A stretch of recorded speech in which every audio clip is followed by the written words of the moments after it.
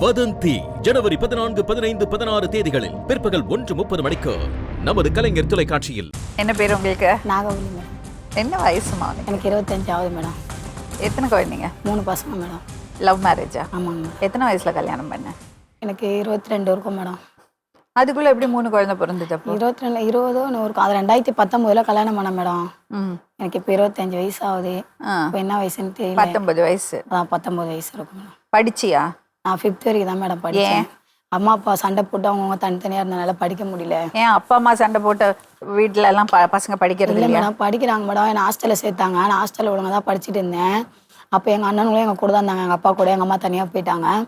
அதில் ஒரு நாள் எங்கள் அம்மா வேற ஒருத்தவங்க குழந்தைங்க மாட்டிக்கிச்சுனால ஹிந்தி பேச தெரியாதனால எங்கள் அம்மா ஹிந்தி பேச போயிட்டு எங்கள் அண்ணனுங்களை பார்த்துட்டு எங்கள் அண்ணன் என்ன பண்ணிட்டானுங்க, எங்கள் அம்மா கூட ஓடி போயிட்டானுங்க. அப்போ எங்கள் ஆயா தாத்தால என்னடா வந்தவொன்னே அம்மா கூட போயிட்டியே அப்படின்ட்டு சொல்லி அவங்க அதோட போனாங்க.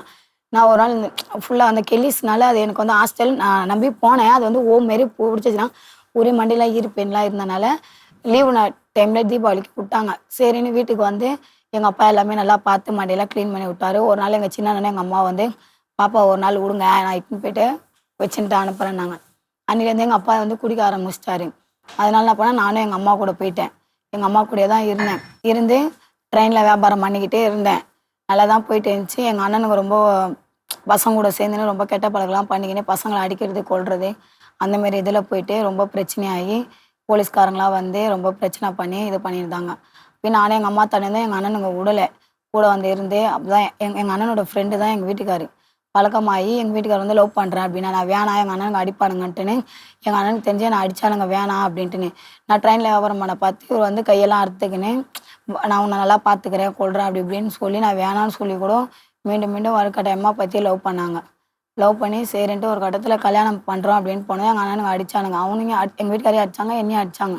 இல்லை அப்படின்ட்டு நான் பண்ணிட்டேன். நானும் சரி மனசு மாதிரி இந்தமாரி அண்ணனுங்களால் பிரச்சனையாக இருக்குது, இனிமேல் தான் வாழ விட மாட்டுறாங்க அப்படின்ட்டு நானும் போயிட்டேன் மேடம். சரியான முடிவா அது? தப்பான முடிவு தான் மேடம். மறுபடியும் இதே தப்பு பண்ணிட்டு இருந்தா நான் என்ன பண்ணுறது? இல்லை மேடம், அப்பா அம்மா ஒன்றா ஃபேஸ் பண்ணி வளர்த்துருந்தாங்கன்னா எனக்கு இந்த நிலைமை இருந்திருக்காது. இல்லை மேடம், அவங்க பண்ண தப்பு தானே மேடம். இப்போ நான் அப்போ எப்படி மாட்டிக்கினேன்? நாளைக்கு உங்க குழந்தைய அதே தானே சொல்லும். அதனால தான் மேடம் இப்போ அந்தமாரி அவ கூட இருந்தா மேடம் நானே இவ்வளோ பொறுத்து பார்த்தேன். முடியல மேடம் என்னால். அவர் கேட்குற கேள்வி பசங்களை அடிக்கிறது அதனால முடியாதான் மேடம். எனக்கு என்ன பண்றாரு அவரு?